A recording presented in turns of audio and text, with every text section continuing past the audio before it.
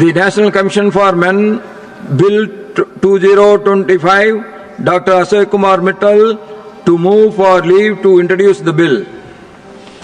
I move for leave to introduce the bill, the National Commission for Men Bill 2025. நீங்க பார்த்த scene உண்மைதாங்க.